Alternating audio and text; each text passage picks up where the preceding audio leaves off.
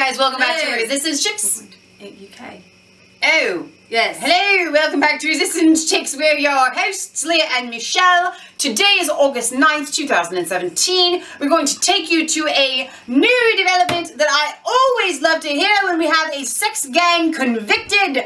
I love it. Operation Sanctuary, Newcastle Child Sex Network convicted.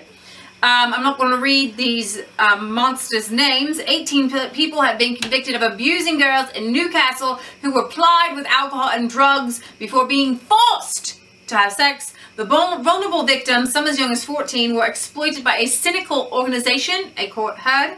The 17 men and 1 woman were convicted. Is that the woman right there? Because I only see men. Probably.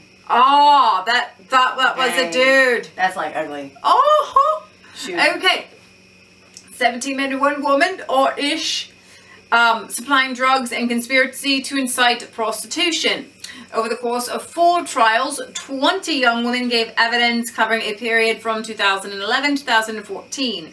These trials involved 26 defendants who were mostly Asian, Muslim, facing a total of more than 100 charges and 22 victims. Those prosecuted were from Bangladeshi, Pakistani, Indian, Iraqi, Iranian, and Turkish communities, and mainly British born. So there you go. And most living in the West End of Newcastle, and as our wonderful friend Barry pointed out, there are other areas as well. Of the 26, 3 people have been jailed. The rest will be sentenced next month. I wonder if they're out on bail.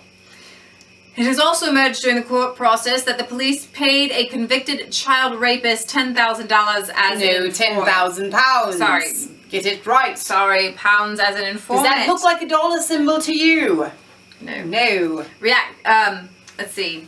The victims were at first flattered by the attention of the men who apparently befriended them, and the BBC has done a wonderful documentary showing these poor girls and how they're lured in by parties and food, and really they go and they find girls who are from broken homes. Right. They prey on the broken, the weak. Bags of incite were left on coffee tables for girls to help themselves. The parties took place at premises around West End, including the top floor of the tower blocks Todd's Nook, where one teenager said she was raped 3 times.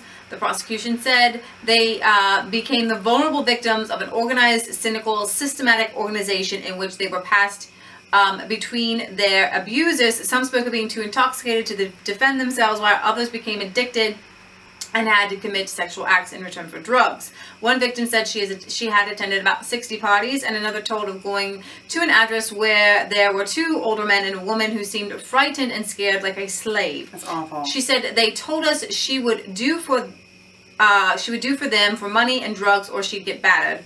Another victim says, I knew that if we wanted drugs or alcohol, we would have to do something. He had us too intoxicated to fight him off. One time he locked the door. I was told I would be allowed out only after. Okay, so the investigation is ongoing, and to date has resulted in 461 arrests. Fantastic. But do you know how many that is? That's a lot. That's too many to be actually happening. Police have spoken to 703 potential complainants, and 270 victims have been identified. Due to its size, the investigation was split into a number of spin-off operations. Operation Shelter uncovered groups of men uncovered groups of men in the West End of Newcastle, many of whom were known to each other, who exploited vulnerable young women and girls over a period from 2010 to 2014.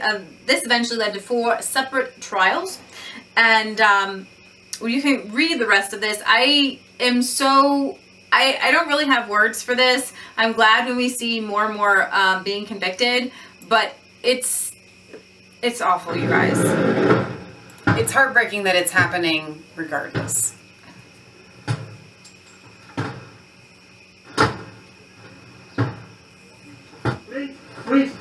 Nothing mentioned of their Muslim background or how they came into the country in that article.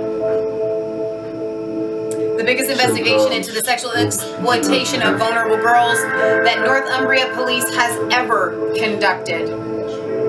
Hundreds were identified as victims and offered support. Well, so at the police station, okay?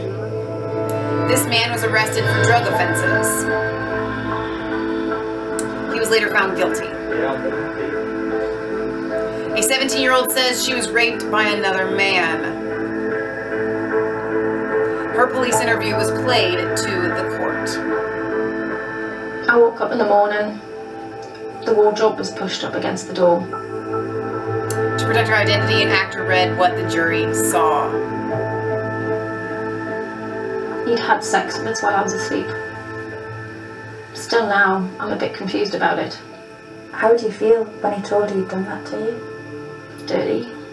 Confused. How many sessions would you say you've been to? About 60. Until now, we couldn't reveal the crimes these men committed. Some of them raped their victims, some of them gave them drugs. All of them caused girls and women serious harm. Operation Sanctuary started in 2013. It's been a complex investigation. Officers recruited a convicted child rapist as an informant. He was paid £10,000. Look, I get entirely that this is very, very difficult for people. Many people will look at that and say it's morally reprehensible, repugnant that the police would pay somebody in those circumstances, a convicted child sex offender, for information. This is the world we have to enter into, and it's shadowy, it's murky, it is full of risks. What I can say is this: the prize that we are seeking and that we gained in this case is that the information we gathered from that individual has put dangerous men behind bars. There's no price for that. Many of the perpetrators were from Pakistani, Indian, and Bangladesh backgrounds. There's a huge opportunity to talk about these issues on a regular basis of rights of women, and I think it's important to use religion, particularly Islam, to educate some of these people. So he wants to use particularly Islam to educate some of these people so that they wouldn't be child molesters. But I'm pretty sure that they're all Muslim. They're already educated in your So you Islam. want to use your religion to educate them. But I'm not sure how that's going to go, because Muhammad married Aisha and had sex with her when she was 8. And we have heard testimony of a cleric who was staying overnight at a friend's house, who made another man give his young daughter. She was like 1 or 2. She was as a wife for the night, and then he would divorce her in the morning. These like 1 or 2 years marriage. And the one cleric laughed about it and said, these are imams we're talking about. Imam, whatever, and said, "Oh, can you do that?" And he's like, "Yeah, and Muhammad says we can, so we do it." And that is a part of Islam. Now, recognize you can also beat women, and you can also take foreign women and rape them. That is in the Quran. And you can tell me till you're blue in the face it's not there. It's there. Okay? It's in the Quran. So using the Quran to educate these people may be the beginning of the Quran, where he talks about peace and love and getting along with people. But you can't open up the whole book to them, because you might as well not open it at all, Leah. I know. So anyways, I'm sure that we're going to have plenty of our cousins across the pond leaving comments and how that they feel and about these convicted rapists. Yes. And we could go over here to see some of the reactions after they're convicted here. Oh, we can't see it. We can't see it because we're not in the UK. Well, that happens a lot. All right, so we're going to go ahead and sign off here. You guys, we will link this. You can probably watch it in the UK and possibly other countries overseas. So this is Leah Michelle signing off for Resistance Chicks, where it is not just a conspiracy theory if it's the truth. Like, comment, and subscribe to both of our channels, Resistance Chicks and Mass Faith 3. We love you guys. God loves you. God bless. And thank God these men have been put and pray for these victims, because their minds are messed up. Their lives are messed up. They're confused, they're broken, and we say they need Jesus. Absolutely. And these men, and I'm okay with them giving that £10,000 to the informant, because there is no price too high, in my opinion, to stop a little child from being raped. Again, so if you're... This is icky. Yep.